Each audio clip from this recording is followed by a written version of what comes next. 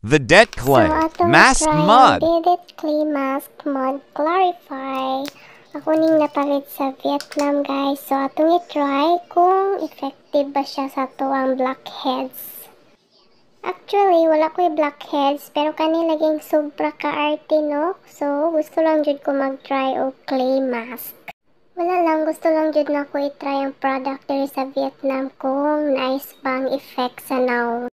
Kani laging sobraan ka-arte sa lawas, no? Or sa naong. So, gusto jud i-try tanan product ba, no?